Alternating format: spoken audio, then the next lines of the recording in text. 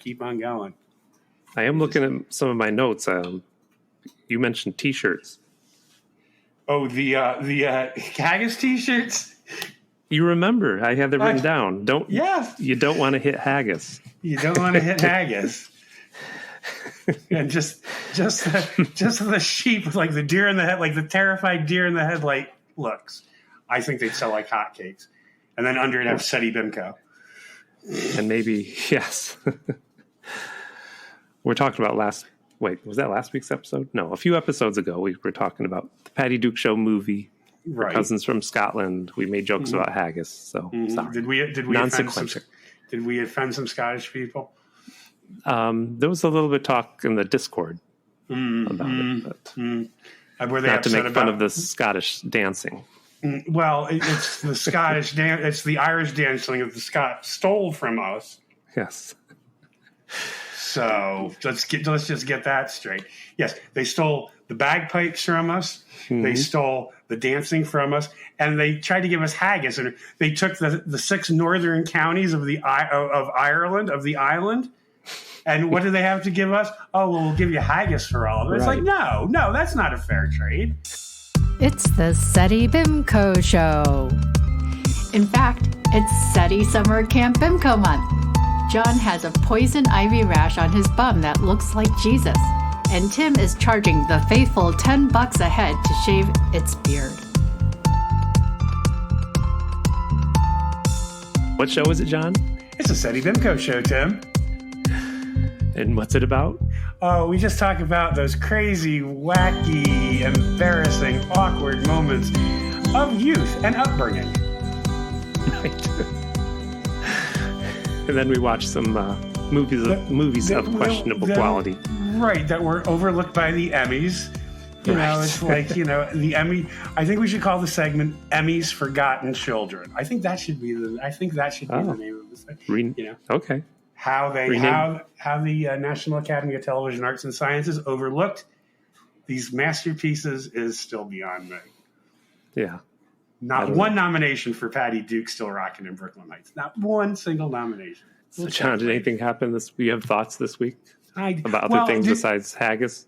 Well, how'd your Canada Day go? Great. Oh, good. Did you have a good Canada Day? Oh, yeah. Canada. What day was that? Oh, Canada. That would have been, that was Friday. The 1st. Nice. The 1st of July. Yep. What did you do? I worked. This is the 3rd consecutive Canada Day I've had to work. I was very upset. You're sticking it in the eye of Canada, right? That us Americans don't need a day off to celebrate Canada. No, it's not my choice. I keep requesting Canada Day off every year. And every year they say to me, John, we cannot give you Canada Day off. That's not a religion in the United States. It's not recognized in the United States. It's not recognized in the United States. But speaking of like holidays, I'll bet you like if I told them in high school I was Jewish, like I could get all sorts of days off. Like they wouldn't know. Like I'd be like it's Yom Hanukkah Zapur. It's a Jewish holiday. Ram Hanukkah Zapur. And they'll be like, oh well. I'm like, are you questioning my religious beliefs? They wouldn't know what to do. They wouldn't know what to do. They might check into you though in our small town. They might come. They might have. I don't know. I just put a menorah in the window and be like, yes. No. Yes. Shalom. They might come check on you to let you know you're not going to replace them. That's all. We'd like to speak to your mother. I'm sorry. She's working on a kibbutz in Israel also. Right. She is unavailable. We're going to talk about kibbutzes later, I think. I know. We have a great guest today. Yeah, later on the show, Karen Green. Curator of Columbia's graphic novels and comics. I asked her all about No, go ahead. Yeah. Keep finished. Ask her all about Garfield. I'm going to ask her all about Garfield. And we're going to have the big Garfield Heathcliff debate. Well, I was going to say, I was also going to introduce Karen Green as the pride of Fort Lee High School. Yeah. But we'll get into that later as well. So shall we have that it for your week? That's it for my week. And what about you? What happened with you? Did Theo Peck have any special donuts for Canada Day? No. I am disappointed. Theo Peck hates Canada.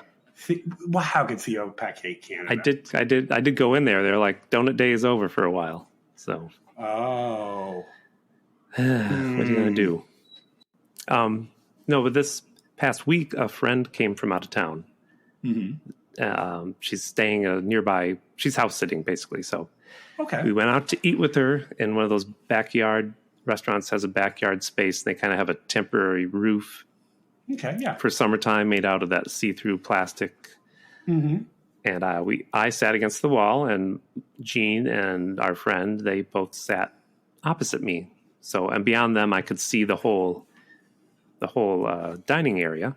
Mm-hmm. And there were these two women sitting, and I knew they were together. They were holding hands, kissing, and they kept looking over at me and kind of smirking, like rubbing their chin, looking over. Every once in a while, they kept looking over, and I thought, is this finally the heterosexual male dream come true? These two ladies, they just, tonight's the night, they just want a man to share their bed. You'd be like, Gene. For a threesome. And I was going to say, Gene, you know, they're just going to... Gene, you're going to have to walk... Gene, you're going to have to walk Soul tonight. I got a Cinemax fantasy waiting for me at that other table. I was going to say, Gene, they're going to just chew me up and spit me out. So maybe it'd be okay. I think they want me to be in a 3. And then our friend looked up and said, oh, and we realized what they're all looking at, like behind me, up above my head. It's a rat on one of the wooden boards holding the roof up. Like, there's rats up there. This is the rat highway up here above me. And I'm like, I'm thinking that's what those two women are looking, smirking at me because there's a rat above my head while I'm eating dinner. So you're already eating. Oh. So Jean's like, so what's those women? What 3 things that they wanted? And so I'm like, yeah, I said they want 3 teeth. It's for the lesbian tooth drive. Never mind. If I'm willing to donate my teeth. I had to go to the dentist.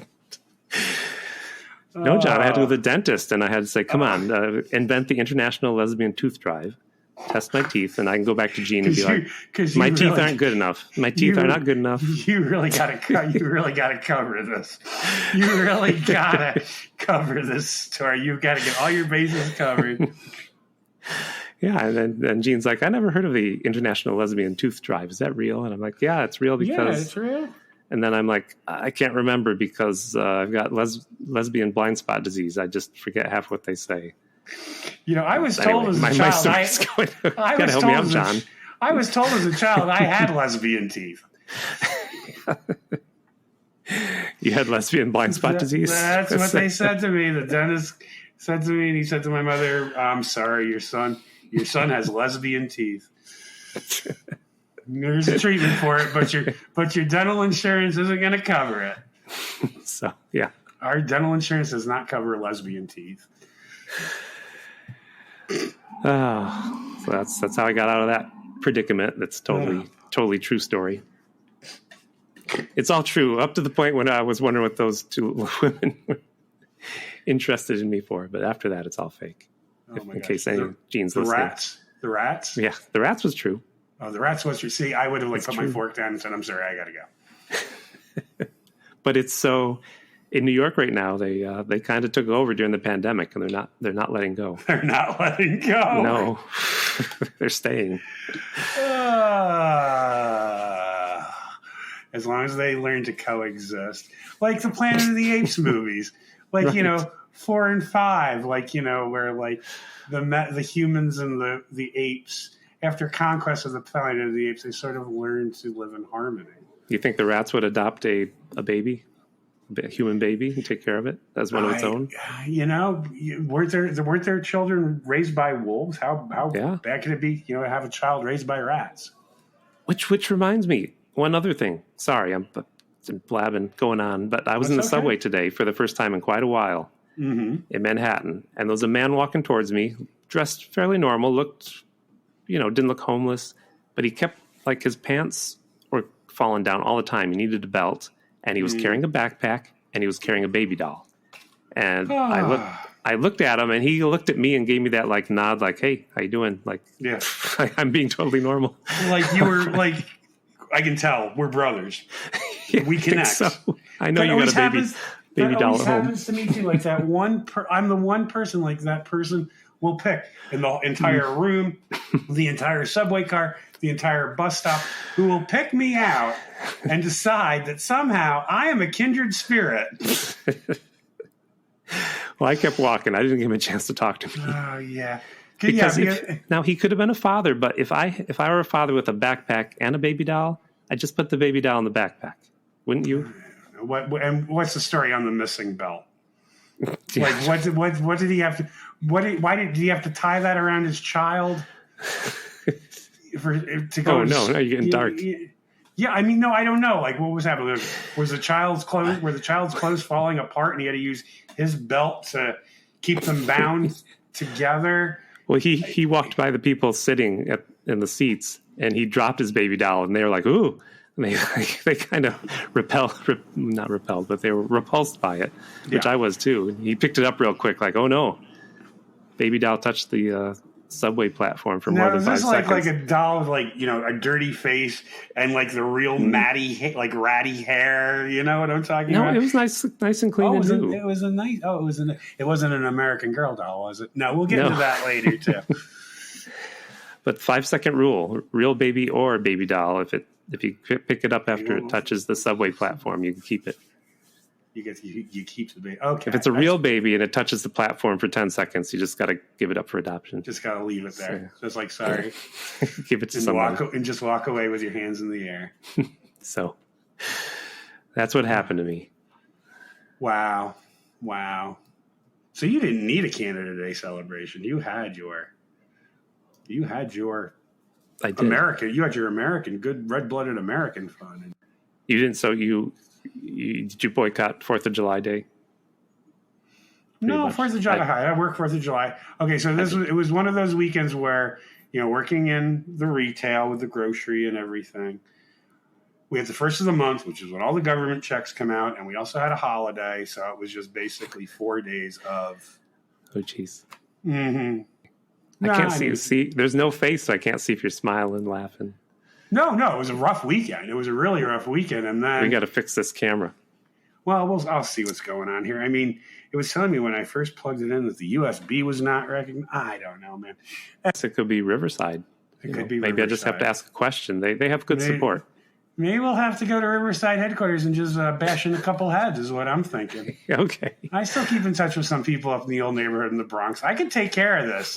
I could have our Riverside running like a fine-tuned instrument in no time. Get a couple of the guys still up there in Arthur Avenue. I'll get you taken care of. Don't worry about it.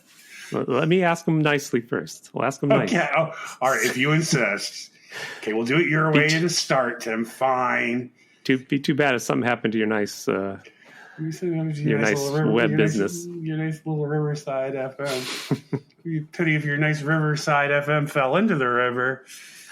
I'm just saying. Not that I would want that to happen to you, but, I'm just saying it could happen. John P. Kelly's mom used to throw Patty Duke's homework in the river. She almost did not get a high school diploma because of my mother. Speaking of high school diplomas, should we segue into introducing our guest? I think that would be wonderful. Okay, enough talking. We'll introduce her. But we have Karen Green with us. She's the curator for comics and cartoons at Columbia. She used to be the librarian for ancient and medieval history, which I'm interested in too. But now you just have one job. Just one job. Well, thanks for being here. Thank you for inviting me, Tim. John has a question. Ask me a question, John. Oh, do I have a question? Oh, well, I mean, I have a lot of questions. Okay, I didn't know I was going to have to ask mine first. But anyway, no, I was just reading your article about your profile on I believe it's the Columbia website about, getting the job. First of all, that you bartended for all those years. I was also a bartender. Nice. So, I mean, all those mornings getting out at 3-4 o'clock in the morning. Seriously. And I did for everything from like working in a gay bar, separating coked up drag queens. Nice. You got to watch it when those acrylic nails get flying. Let me tell you can lose an eye. I believe you. And then my last bartending gig was, and I had taken Tim up there about, I guess we met up there about, how many years has it been now, Tim? I can't remember now. 5 years ago. When we sat at the inn, yes, we sat at the inn. It was this historic inn in Aurora, New York, right on Cuba Lake. And the lady, Pleasant Rowland, who created the American Girl dolls, who was an alum of the college in Aurora at the time, Wells College, which was an all-female college. She bought the inn. She sold her company to Mattel for $776 million. So Nice she just for her. Yeah, so like you do, you just like you buy an old historic inn, you buy the dive bar across the street and fix it up. You buy Mackenzie Childs because the founders, who I also used to work for, didn't know how to manage money. Oops. And so basically, so then it was like, well, I went from like gay bar, which was like anything went, to, these weddings with like 4 zeros in the amount, Mm-hmm. and, like I know those 90,000, very well. like that, or it's like a no shot policy because you didn't want people getting sloppy drunk, and trying to explain to the family of the Australian groom why they can't get as drunk in the United States as they can in Australia. And I finally had to put it in a nutshell like this. I said, look, you were an English colony founded by convicts. We were an English colony founded by religious zealots. That's the difference right there. Oh. I had a high school English teacher who always said this country would have been a lot more fun if we had been founded by the Elizabethans. Puritans were not good root stock. Right. No, they weren't. I mean, they were. Oh gosh, I don't even want to get going on it. Well, Karen, I do want to talk to you about the comics collection and a few other things. But yeah, the fact that you were a bartender for 13 years, I'm sure there's 15 years. Maybe one good story. 15 years. It's 1978 to 1993. Can you tell what bar it was? Tell us. Oh, well, a few. Does it still I exist? worked a lot in hotels, but the place I worked the longest was the Grand Hyatt, New York, which, of course, was the cornerstone in the Donald Trump real estate empire. So he used to show up quite a bit. And when I was a banquet bartender, I was called in to work his father's birthday party in a suite, just family. Oh, his father. 10 people. Yeah, Fred. And so I got to see the whole family up close and personal. And not a charming family. Is this when Marla was the wife? No, this I think probably would have still been Ivana. Ivana. Oh. Ivana and I have the same birthday. Oh my goodness. Congratulations. Thank you. I actually was in a Chinese restaurant near the Society of Illustrators in like 2017 grabbing a quick lunch, and she was grabbing a quick lunch 2 tables down from me. And I was so tempted to go to her and say, you could have ended all of this. But what do you mean? A pillow over the face? Is that what you're saying? No, she accused him of rape. And then she retracted it. Yeah. And one feels that at the very beginning, that might still have been a disqualifying event. Although, we learned that nothing actually was a disqualifying event for him. Yeah. But before I could decide whether it was a good idea or not, some other woman at another table came up to her and started gushing to her about how fabulous her family was. And I was just like, oh, man, no. Must have been a tourist. No, Upper East Side woman. Upper East Side. Wow, Upper East Side. It's another country. Yeah, okay. Yep. I think that's where Theo Peck is from. We talked with him. There you go. He got mugged by Tony Randall. Got to go back and listen to that. You got to go back and listen to it. I'm not going to tell you the story, right, John? I think mug. I think mug is a very strong verb to use. I think it was a passive aggressive mugging. Wow. I think it was just petty larceny, but that's what I'm sticking Tony with. Randall. Poor Karen's confused. I'll tell you that I'm deeply disappointed. He was selling brownies as a kid. And Tony Randall said, "Can I have a brownie?" And he said, "Sure." And Tony Randall just kept walking with it. He didn't realize, I don't think, that he had to pay for that brown. Yeah, I'm not sure I would call that a mugging. Having been mugged. Oh, dear. No, I love Tony Randall. Yeah. And I'm sorry you were mugged. Right. Yeah, I was mugged in like 1980, I think. 80, maybe 81. Not too badly. It was just you lost your money. It was scary because I was staying over at a friend's house, and I had walked into the foyer of the brownstone that she lived in, and was about to ring her bell when this like 13-year-old kid brandishing a gun walked in and said, "Give me your purse." And because I'm an idiot, I said, "Oh, come on, that gun isn't even real." Like I would know. Yeah. I have seen so many guns in my lifetime. Right. And we kind of struggled a bit, but that was back when I was stupid and carried a clutch instead of like a bag on a strap.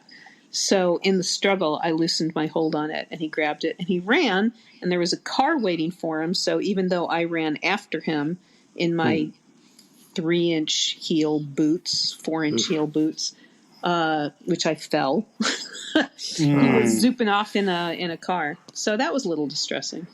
Yeah. But, the price of living in New York back then, I mean, 1980, 81, that was still basically the 70s. And the 70s were a different time in this city. Yes, a time that I loved, but a very different time.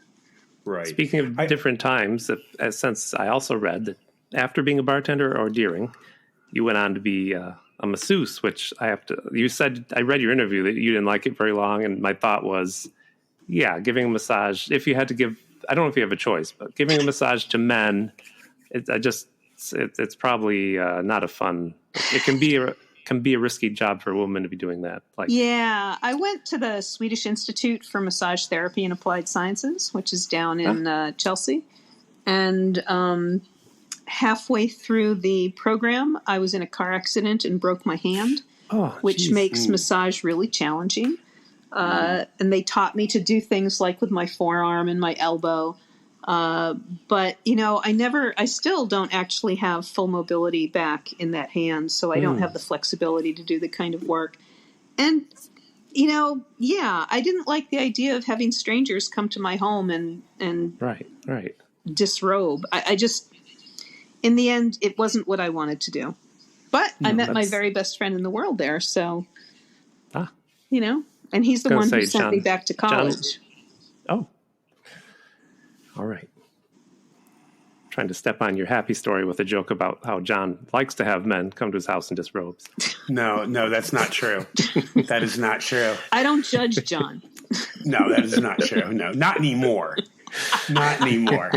Not anymore. Let me use that caveat there. Yeah, no, I have not used Craigslist nor any of those. No. Oh God, no. So no. We had a little bit of a technical difficulty, so should we talk to you about what you came here to talk about? Well, first of all, you're going to tell us a high school story, but these weeks of Seddy Bimco is going to be called the Seddy Summer Camp Bimco, because we're doing some summer camp movies and talking to people about summer camp. So you did tell me you worked at a summer camp and went to a summer camp. I went for 2 years to a summer camp that was made up of like 3 camps for varying ages. There was Round Lake, Long Lake, and TAC, which stood for Teenage Camp. And it was near the Delaware Water Gap.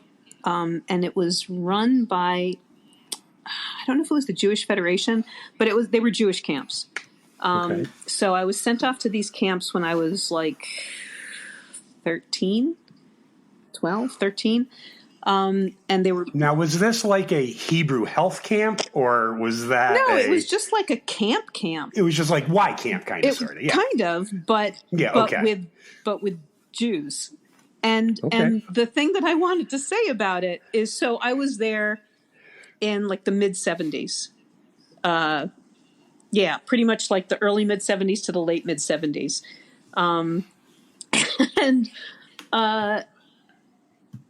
Now if you go to Jewish camps, you like learn all these Hebrew songs, and we sang "Teach Your Children." Oh my God. That was like the big, socially aware. it was 1973, Right. that was, we all like got in the big auditorium, not the big auditorium, like the big stadium The circle. seating thing with the logs.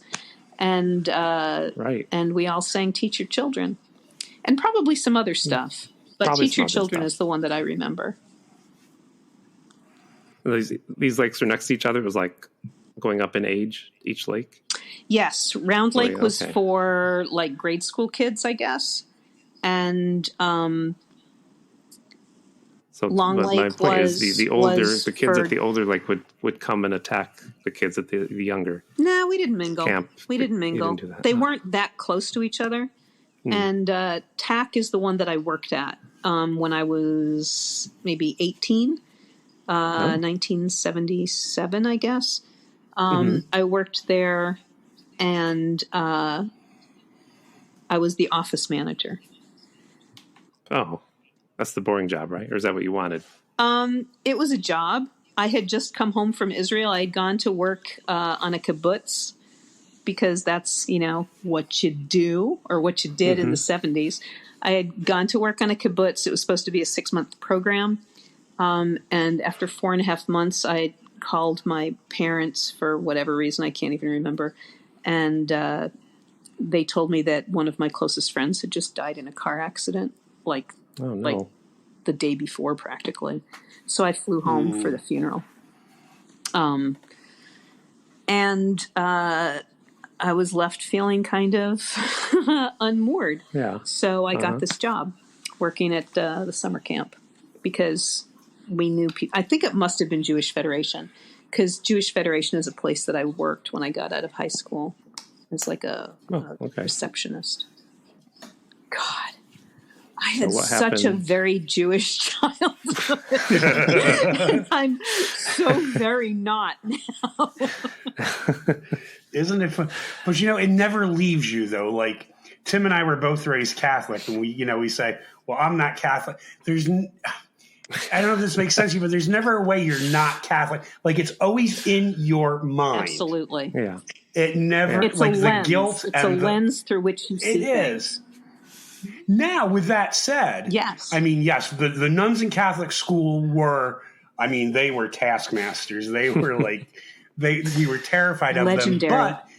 But at the same time, they taught us a sense of social justice. They taught us to look out and I realized this as I was older, because I remember as I've gotten older hearing stories about nuns protesting the Vietnam War. And my first reaction was, oh, none of the nuns I had would have done that. And then as I got thinking about it, I thought, I can see that nun protesting the Vietnam War. I can see that nun protesting like for women's rights.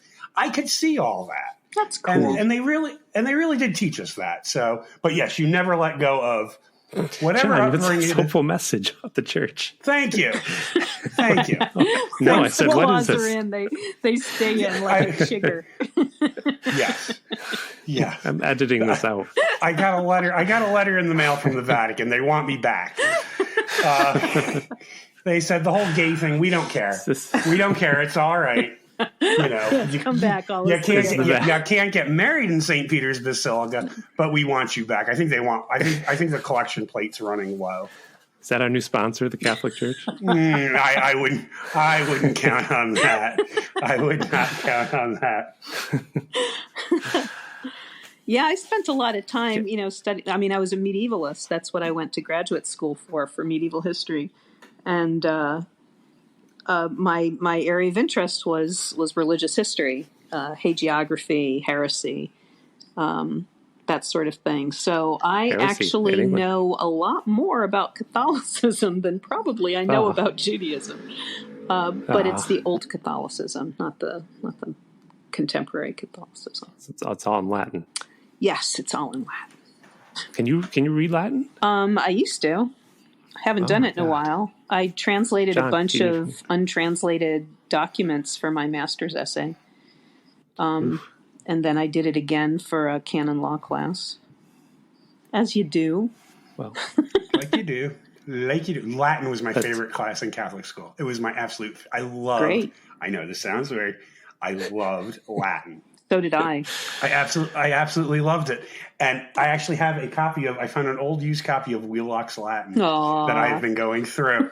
And then I went on to study Spanish, and, I learned French and I learned Portuguese. I haven't learned Italian yet, but, of course it helped me learn all those languages too. Italian is just like Latin, but it's spelled funny. Just not all those, hopefully not all those declensions, no declensions either. The declensions go. Although declensions. I had to go see the doctor about those.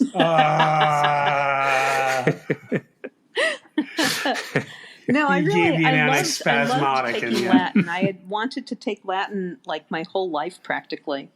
I read this book when I was, 11, 12, that was written by T.H. White, the guy who wrote The Once and Future King. But this was called Mistress Mashems' Repose. And it was about a little girl who lived in this massive, massive estate in England that she had inherited, but which was controlled by her evil governess and her evil lawyer. So she just mostly wandered about the grounds, and one day she goes off across the lake to a little folly that's in the middle of the lake that is called Mistress Mashems' Repose.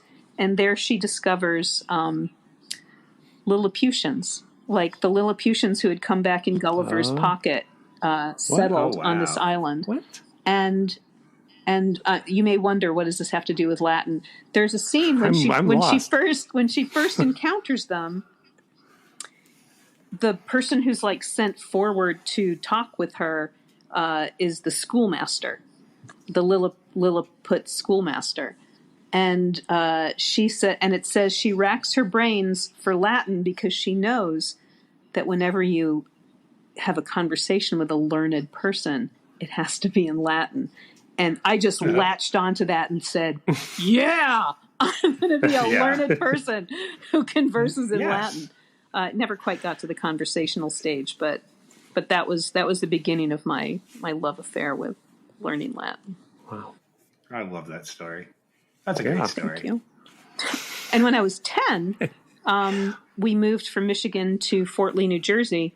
And one of the big things that my mom kind of dangled in front of me when we left Jackson, Michigan, like I needed to have anything dangled in front of me to leave Jackson, Michigan, was the cloisters. She's like, there's a magical place, an amazing museum called the Cloisters, and it's filled with all this medieval art. I'm like, yeah. But the first time I went there, I just fell in love. I used to cut class in high school because I was in Fort Lee, right on the other side of the George Washington Bridge. I would cut class, I would walk across the bridge, and then I would take the M4 up to the Cloisters and just hang out there. That's a long trip. Walking across the bridge. Oh, no, I walked across the bridge all the time. It's not a long trip if you got to get out of Fort Lee. You get out of there any way you can. And I did. Why does John hate Fort Lee? He loves the Catholic Church. He hates Fort Lee. I never said I hated Fort Lee. Now you're putting words in my mouth. No, whenever, of course, you think of Fort Lee, you think of Gilda Radner and Rosanna Dana. Right. I've forgotten all about that. Mr. Richard Fader from Fort Lee, New Jersey, right? Or Rosanna Arquette in Desperately Seeking Susan. Oh, yes, I'd forgotten about that. I forgot about that. Fort Lee shows up in a lot of film. You'd be surprised. Hey, it was the first Hollywood. It's where the movie industry in America was born. I thought that was Queens. No, it was Edison. Edison started it all out in New Jersey. Perils of Pauline were filmed on the Palisades. Right. Well, Karen. Yes. Are you delaying telling us your embarrassing story, either from summer camp or high school? You said you had something. The high school one. Okay, so high school. There are any number of stories that I could tell. I started out, we moved to Fort Lee when I was 10. So I was going into 6th grade. So I started 6th grade there, and I was bullied unmercifully because I was this very shy hick who wanted to read, which was not cool. And then for junior high, there were 4 elementary schools that all merged into one junior high. So, of course, all the cool kids from the 4 schools got together and informed each other of who was the bullyable person. So now I had 4 times as many people bullying me. And then when I got to high school, I just kind of had enough. and I decided to be wild. And so I became like a big stoner and cut class constantly. Okay, now this is my kind of story. Okay, now we're getting into it. Now we're getting into the good stuff. And dressed. I can relate to this. Come on, let's keep going, And Linda. dressed in like little cutoffs and halter tops, and because there was no dress code at Fort Lee High School at the time. At the time. But one day when I was a junior, I came to school. It was the beginning of summer. It was hot. I was wearing these little tiny cutoffs that I still own, by the way. What? Although I do not wear them now. Okay, that was going to be my next question. And this halter top, like a Kiana. Do you remember Kiana? A Kiana halter top. Kiana halter. I don't know. It was like a very soft polyester that everything was made out of in the 70s. 70s, okay. And I had my huaraches on, and I was, walking from one class to another. I was going to class that day, which was great. And then somebody came and said, Karen Green, report to the principal's office. And I went to the principal's office, and the vice principal was there, and he said, there have been complaints. I am going to drive you home so that you can change. And he drove me home. I was a latchkey kid, so there was like no parent at home that I had to deal with. He waited downstairs. I went upstairs and changed. And the next day, creepy. During the morning announcements, they announced a dress code. So I did that. Oh, my goodness. Is it called the Karen Green dress code? That was going to be my question. That's going to be my question. No, they didn't name it that? Not. They did not. Did everybody look at you? Unofficially, if anybody, to this day, if anybody breaks the dress code at Fort Lee High School, there's an announcement, like Code Adam or Code Amber. It's like, we got a Karen Green in the girls' locker room. Karen Green in the girls' locker room. Right. Wow. Yeah. Were his parents upset that he drove you to the house and waited? That's a little bit today. I don't think that would fly. It would not fly today. It would be a female teacher, that probably. I ever told them. At the very least. Oh, yeah. Oh, wow. You could get. There were no. Yes, I was a latchkey kid too, machines. and then I once There were no forgot. cell phones. No. The way that I cut class was I wouldn't go to homeroom, so that I would get on the absentee list that was sent to every teacher, so that you wouldn't be marked as a cut. That was one of my tricks in high school, yes. And then I would pick and choose what I was going to attend for the day. But the main reason I did it was to get out of gym, because, oh my fucking God, if I can say that, I hated gym so much. And I cut gym so often that... you had to take it over. Well, at the end of my junior year, they said to I had arranged... Okay, so I hated high school. I had arranged to accelerate. I needed 2 classes worth of credits to graduate, and I enrolled at a private school in New York City to take those 2 classes, because the summer school at my high school was only for people who flunked. But at the end of the semester, the end of the year, I discovered that I had gotten an F in gym because I had never been there and I had never taken the president's fitness test. Hoo-ha. Right. Oh, that's very important. Right? Yes. So they said, you're going to have... I said, all right, so I failed. No problem. They're like, you're not allowed to fail gym. You have to take it over. And I just froze. I'm like, no, you don't understand. I'm taking, English and American history at the Rhodes School in Manhattan. I can't come there. And Mrs. Lee, tiny little ancient Chinese woman who was one of our gym teachers, just said, you have to come back. And I burst into tears and literally went down on my knees and said, Mrs. Lee, please don't make me come back here. If I don't take this summer school in New York, I have to do my senior year. Please don't make me come back here for another year. Did you say, do you know who I am? Do you know who the dress code is named after? Do You know who you're dealing with? Do you know when you hear over the walkie-talkie, we got a Karen Green in the girls' locker room? Do you know who they're talking? Do you know who they're talking about? That's right. You're looking at it. So anyway, she relented and gave me a D, which allowed me to take summer school. And I think honestly, she didn't want to see me for another year. Quite frankly. So win-win. Exactly. Everybody Win-win. came out of this happy. Everybody was happy. Why'd they have to make such a brouhaha about that? Just give her the fucking D in the first place. Come on. Exactly. We had another guest who needed to take up 2 classes of gym class, I believe it was, and his friends were really good at hacking the computer, so he suddenly passed. Yeah, there were no computers in 1976, Yeah. 75, 75. I was going to say, you needed a really good bottle of liquid paper. Yeah. And the ink in your pen had to match the teacher's exact. No, we could not have gotten away with that. But I could get away with cutting, because what would happen is if you came up as absent from homeroom, the vice principal, no, not the vice principal, the head of the administration office would call your home. But both my parents worked, and this was before answering machines. Right. Yep. So ring, ring, ring, ring, ring. Then if you came in the next day with a note from your parents, it became an excused absence. And if you didn't, it became an unexcused absence. And when I finished my junior year, I had 90 unexcused absences out of 180 days. Ooh, wow. Oh, my gosh. But I hadn't cut all of those, like the entire day.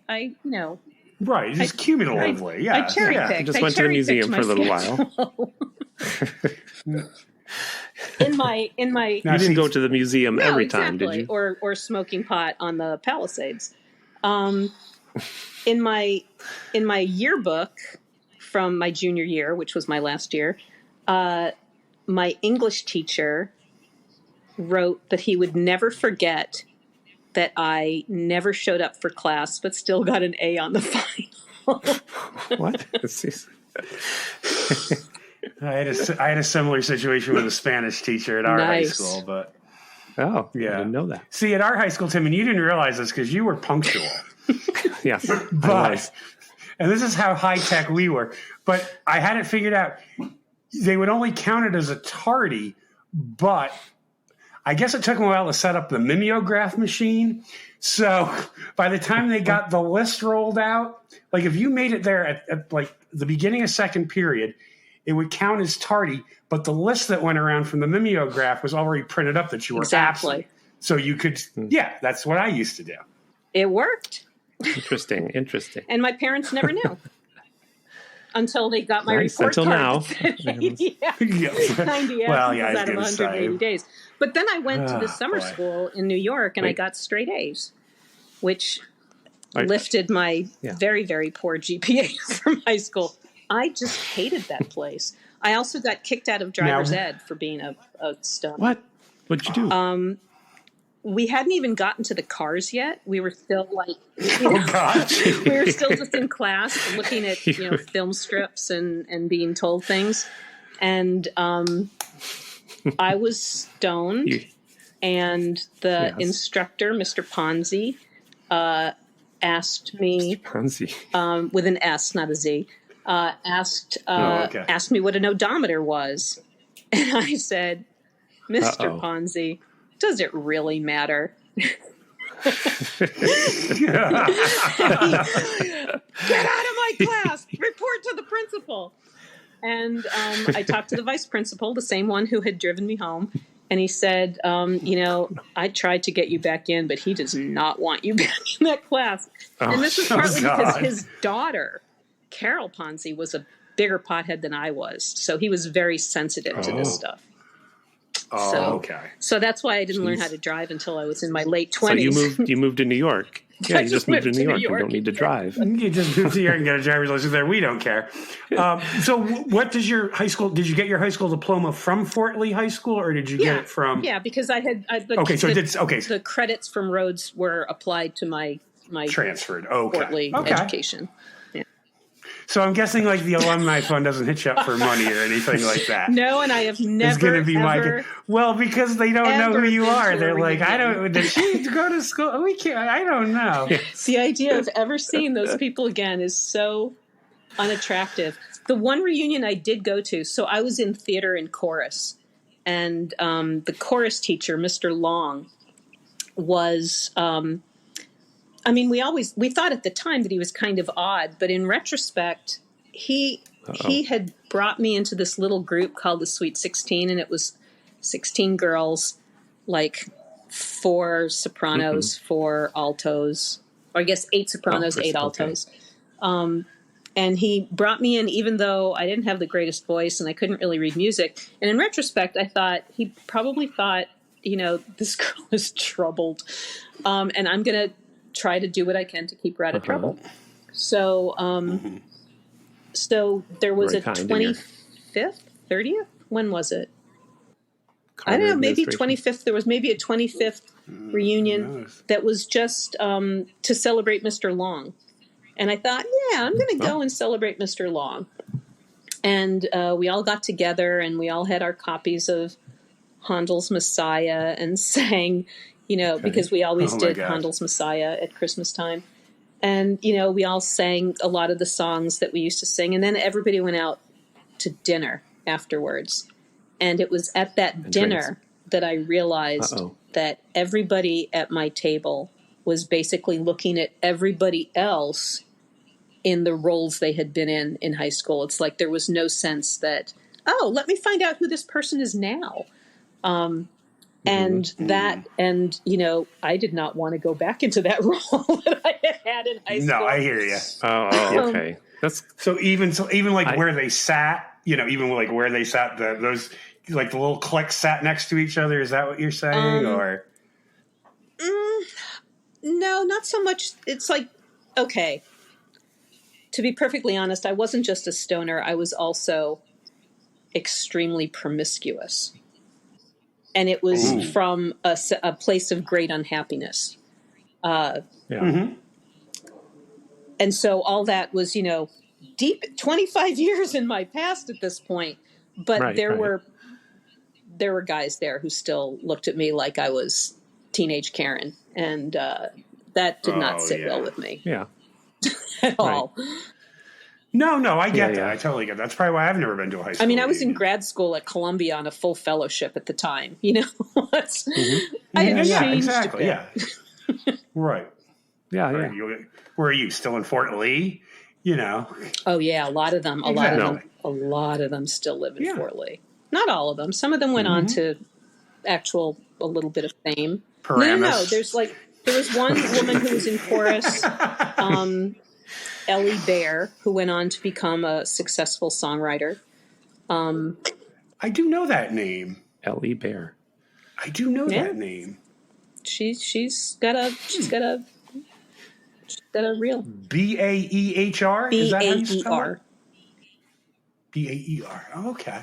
That name does sound very familiar. She was always one of the 2 women who were leads in the musicals. She was nice. Okay. Oh, she was nice. Nice. Oh, okay. Yeah. Oh, okay. Oh, I see. I wanted to start in. She's a total bitch. That's what I see. That's how I wanted to start in. She's a total bitch, and I hated her. The other one who was the lead, the other woman who got cast as the lead was a total bitch. Okay. And like a lot of the, so I had been unpopular as a bully, and then I became like kind of popular for being wild, but mostly unpopular with people who considered themselves serious. And all of those people who were at the chorus reunion still treated me as a pariah. And she was one of them. Yeah. So. Well, you got revenge on her. You got to be on Seddy Bimco podcast. Exactly. That's correct. I bet nobody's flying her to Monaco business class to moderate a comics panel. No. Well, we've kept you like for an hour. Yeah, I would like to meet you one day face to face. Yeah, I'd love to have coffee with you. But before you go, I didn't even get to ask you any comic questions. Quick, ask me a comics question. So how many volumes of Garfield do you have in there? Oh, Yikes. I'm thinking none. I know. We all prefer Heathcliff, I know. Yeah. Heathcliff. Yes. How about the Katzenjammer kids? You got the Katzenjammer kids? Oh, I bet you they do. Absolutely. All right. So just to brag a little bit, I finally counted this for a talk that I'm giving later this month. So as you may know, in 2005, when I started the graphic novels collection, there were three graphic novels in the Columbia Library: Mouse, Persepolis, and Palestine. And the best count I could do, because it's really difficult to do this count in our catalog because of the way the Library of Congress catalogs stuff, but we have roughly 20,000 titles and over 700 periodicals. So I have to come see it sometime. Yeah. I did that in the last 17 Congratulations. That's I was there once, but I didn't get to see the collection. You should come back, because now I've gotten it moved out of the stacks where it was kind of sprinkled all over the place, and it's been put in these beautiful, sunny, comfortable reading rooms where it's all together. It's really impressive. Okay. I do want to come back. I had other questions, but I'm going to let you go because we kept you here so long. Okay. Is John still there, or did we lose him? No, I'm still here. Oh, okay. I think. Am I still here? You are. Yep. Okay, all right. Sometimes I'm not sure myself. Story of my life. Not sure if I'm all here. But we have to. We'll let you go. Well, this has been a great Again, I apologize for my tardiness. Apologize. I will mimeograph you an apology note. Just leave your contact, and I will smell the wet mimeograph. Oh, that's right. Love that purple ink. Just leave your contact information with Tim. I'll get it in the mail to you with an 8-cent stamp. Those 8-cent stamps with Eisenhower on them. I'll send them. Eisenhower, former president of Columbia University. Oh, that's really? right. I You've got his portrait in the I library. didn't know that at all. Yeah, We trained him how to be president of the United States. Yeah. Okay. But, all right. Thank you. Sorry for some technical Please stop difficulties. apologizing. It's fine. It has been such a pleasure. I've enjoyed this very much. Thank you for inviting me. All right. Well, thank you, Karen. Thank you, Karen. Thank We you. Nice appreciate meeting it. you, John. Bye. Nice to meet you too. That's good. Well, John, this is the end of the show, and I'm going to check to see if we have mail. Okay. It was the holiday weekend, and I can see here that nobody emailed us. Nobody even had a comment about my mom. On the Discord. On the Discord. On the Discord, I know, but The Discord is a community of like-minded people. Yes, like Canadian people who believe in the Canadian religion. Yeah, people who believe the Canadian. People who actually believe the Scots came up with all that stuff. And it's a big party in the Discord, and they did like hearing your mom. Oh, well, that was nice. Yeah. They said she should join the Discord. I think you saw that. I did see that, and I had to explain to Kevin Cablasto, our friend of the show and host of the Spaghetti and Freddy podcast, that I had to put icons on my mother's phone so she can get directly into her email.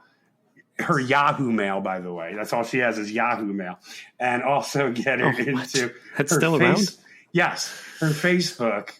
Get her into her Facebook. Of course, save passwords because she doesn't ever remember her password.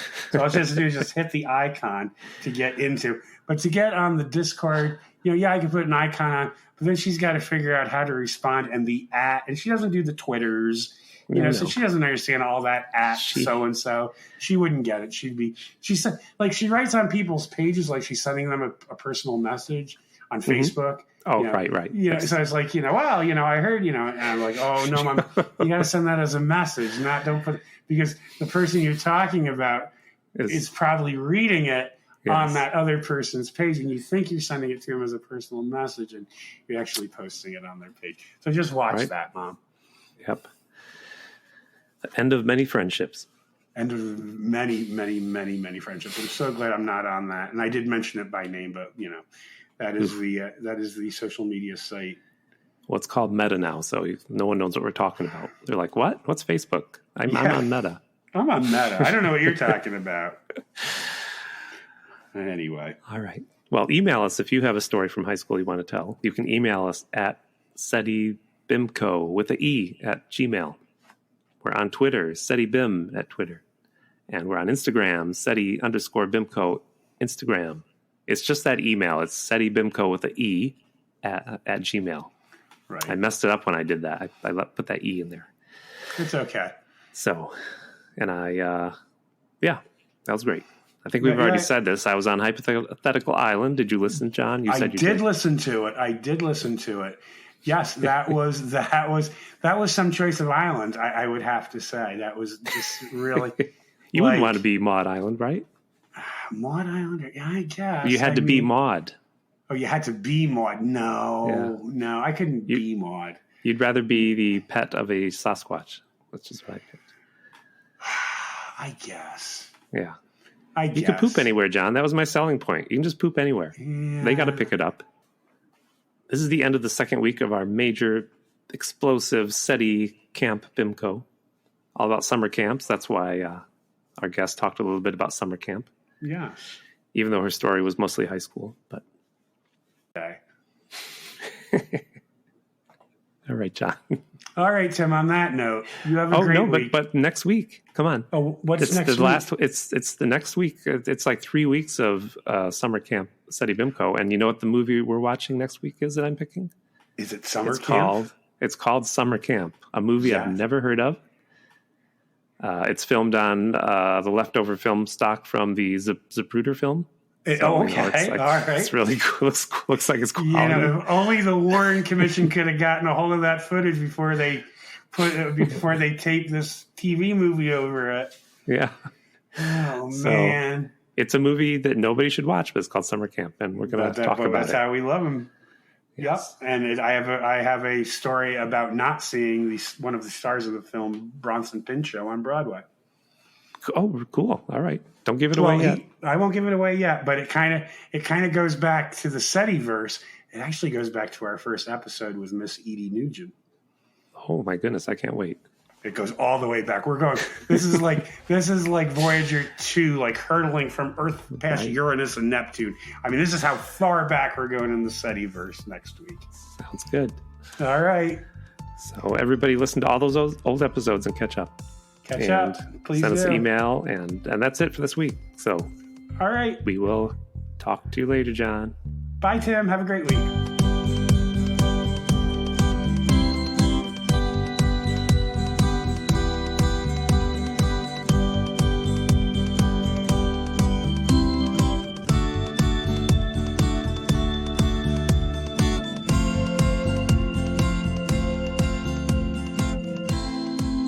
SETI Bimco is a podcast by Tim Hamilton and John Kelly, produced by Miss Lee, music by Tim Hamilton. This has been a Pity Party Line production. Party line, it's a party line.